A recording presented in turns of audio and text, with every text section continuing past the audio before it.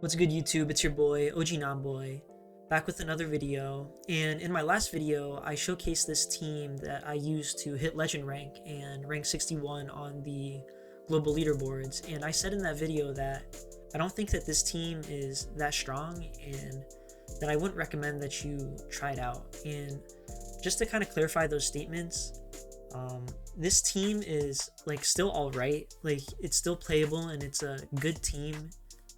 But it's just not like a great team. If I had to give it a rank, I'd give it a B tier, whereas my double charm line in the Ultra League Premier Classic, I'd probably say that was like an A or an S tier. So it's just a little bit lacking compared to its brother in the Ultra League Premier Classic. And I think that there's two main reasons for this. The first reason is that there's just a lot of steel types in this meta. And if you're locked up against a Metagross, like, it can really get a pretty large energy advantage on you and threaten your Gyarados when it comes back in. And even though you have that Metagross out of the way, the second weakness kind of comes into play where the charm damage just does a lot less damage in this meta, right? Like, the Pokemon in the Master League Premier Classic are a lot more bulky, so you need a lot more charms to actually take out those Pokemon. So unlike in the other cups or the other leagues, where you can just have two shields and your charmer can sweep two Pokemon as long as one of them is weak to charm, like a dragon or a fighting type, in this cup, in this league, it's really just not the case. So yeah, for those two reasons, I would say that this team kind of struggles, and I'm gonna be going over some of my battles here that I lost after hitting legend rank that kind of showcase some of these scenarios and why I think the double charm team in the Master League isn't really the best.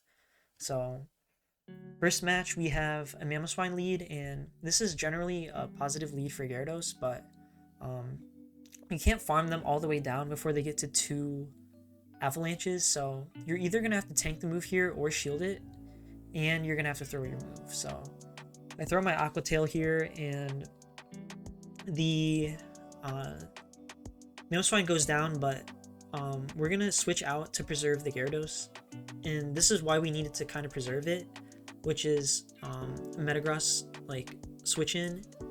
And at this point though, because we didn't shield in the opening matchup, we're in a really rough spot because the Metagross has a lot of health and our Gyarados doesn't. So our Gyarados isn't really going to be able to do much about this Metagross, and this Metagross is just going to sweep us. So even if we did shield in the lead matchup, sometimes that can put you in a bad situation, like especially if you're facing an Excadrill, where your opponent like will just get a massive energy lead on you, and since you're down a shield, the energy is going to really threaten your Gyarados. So not the most ideal scenario when you have to shield in the lead, which is why sometimes you should be hesitant about shielding, but in that case it probably would have been better too. So it's just really hard in general to make those calls because like I said, your charmers really struggle in neutral matchups, so you tend to have to go shields down to maintain the alignment that you need, and going shields down early on could kind of hurt you. So yeah, and then in this match we have the Magnezone, which is just a complete core breaker to all 3 of these Pokemon, and here they go straight Mirror Shot, and I shield both of them, which is absolutely terrible. Like, that's the worst scenario here. But even if I failed to shield one of those Mirror Shots, like, it would have taken me out anyways, because like this thing only did fast move damage and it zapped my whole Gyarados. So even then the situation would be more or less the same, and at this point the Snorlax is going to come in, and I'm just going to concede the match because it's going to be able to take care of both my Pokemon. So yeah, Magnezone not terribly common, but if you see it, like, you're probably going to lose. And here we have a Metagross lead, and I misplay this game pretty heavily, but my thought process at the time is a Shadow Snorlax can beat both of my Charmers in the 2-to-1 scenario, as in I shield twice and they only have to shield once. So I can't just immediately swap in either of my Charmers to maintain the alignment, so I have to chip the Snorlax first. But since I chip it, like, I'm not going to take too much damage on my Togekiss, and I took a fair bit of damage on my Gyarados. And now the opponent is going to be able to farm me all the way down, and they're going to get a pretty massive energy lead.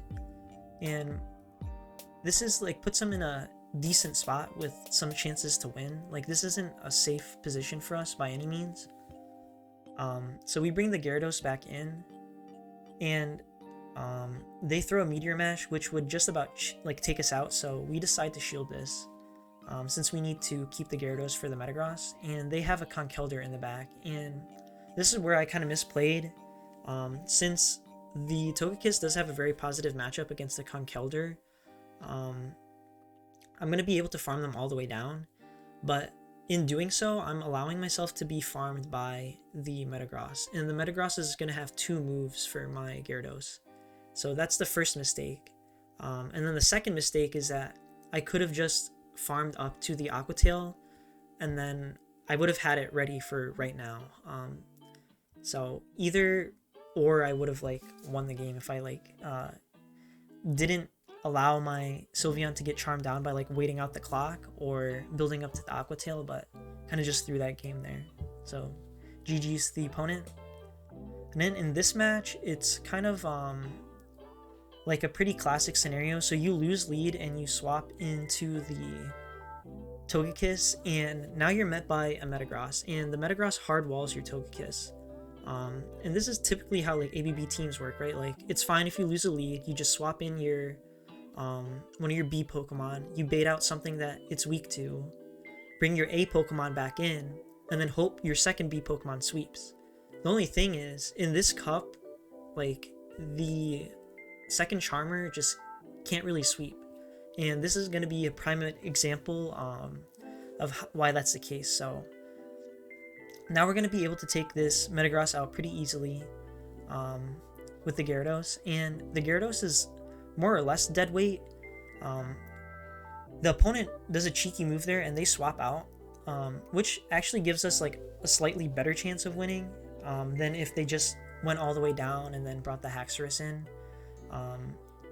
Since they would have just had a full health Snorlax, which can beat my like full health Sylveon in the one shield scenario. But either way, like, the opponent's gonna win this, because you're gonna see, like, even though the Snorlax took the Outrage, like, it's still gonna be able to put in a lot of work against my Sylveon, and it's gonna bring it pretty low. And even if they didn't have their Snorlax, like, the Haxorus, like, throwing a Night Slash and a few counters would have taken out my Sylveon from this range anyways. So just a prime example of how, like, even if you bait out the one Steel type that they have, like, your second Charmer isn't going to be able to sweep a lot of the time, which is like the whole point of running Double Charm, in my opinion.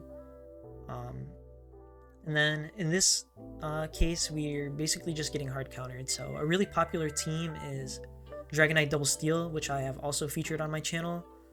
So go check that out if you haven't yet. But or it's Dragonite, a Steel type, and then Snorlax, right? So either Dragonite, Snorlax, Metagross, or Dragonite, Snorlax, and Excadrill. And with either one of those teams, like, you're gonna really have a rough time. So you see a Dragonite lead, like, you probably lost, since there really isn't too much counterplay, because they're gonna be able to keep the alignment that they need, and like, those are some pretty dominant matchups, right? Like, the Dragonite against your Gyarados is a very dominant matchup for the Dragonite, and then like either the Snorlax or the Steel type against your Charmer is a pretty dominant matchup as well. I have won a few of those matches, and that is why I recommend, when you run this team, if you decide to run Outrage instead of Crunch on the Gyarados, because sometimes, like, you're able to catch the opponent off guard with an Outrage and they don't shield it, and then you have a Gyarados and your Charmer in the back versus like the Snorlax, for example, and sometimes you can take those. But yeah, in general though, like, you're not really going to win the Dragonite matchup. So yeah, GG's there. And I do have a bonus battle. So in this set I went 0-5, and then in the set after this I went 1-4 with this team. a little bit of misplays and also just getting hard countered. But in this one, I just kind of get worked by Dunebug, who is like one of the um, top battlers in the world, and so we lead into an Excadrill, which is positive for us, but they swap immediately into the Dragon Breath Gyarados. And even though it knows Dragon Breath, it still puts us in a pretty difficult position because we have to decide whether or not we want to throw our Ancient Power or not. And if we do, then we win this in the one shields, or if we try to risk it for the biscuit and charm them down before they reach 3 Aqua Tails, we have to give up a shield. So I try to risk it and farm them down before they can get to 3 Aqua Tails, but you can only do that if they throw on poor timing. So now we're kind of in a rough spot because he just farmed up a bunch of energy off our Togekiss, and this is like another prime example of how even if you're able to maintain alignment, if your opponent is able to get a pretty heavy energy advantage on you, like you're still kind of in a rough spot. So even though he has Dragonite in the back, which is really good against our Sylveon, or our Sylveon is really good against, like we're still gonna lose this match because we're gonna farm this Dragonite all the way down, and they already have some energy, right? So I'm thinking that my best chance of winning is to like get to a move on my Sylveon and threaten the shield, and then maybe be able to farm them down with fast move damage before they can get to 2 moves. But they're able to get to 2 moves here and they take the game off me. So really kind of a rough scenario and kind of a close end game, even though you know, we had the alignment that we needed all the way through because they were able to get an energy advantage. So I'm sure I could have played that a little bit better, but it just kind of goes to show why I don't recommend this team and why I think it's like pretty hard to play and not as strong as other iterations of the Double Charm team. And if I had to recommend a team personally, I would probably say Dragonite Double Steel is definitely stronger than this team. And yeah, so if you enjoyed this video, make sure you like, comment, and subscribe. And if you want, you can submit battles in the link in the description below. And yeah, that's all I have for this video, and I'll see you in the next one.